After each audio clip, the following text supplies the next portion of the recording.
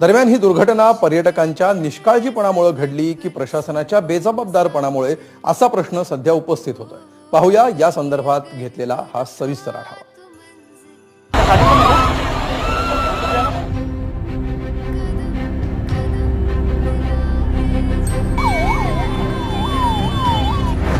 निष्काळजीपणाचे बळी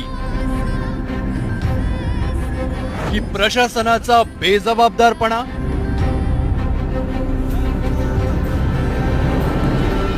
पुण्याच्या मावळमधल्या इंद्रायणी नदीवरचा प्रसिद्ध कुंडमळा धबधबा पाहण्यासाठी रविवारी पर्यटकांची तुफान गर्दी झाली। पण दुपारी 3:30 वाजण्याच्या सुमारास नदीवरचा हा कमकुवत पूल कोसळला आणि एकच हाहाकार उडाला।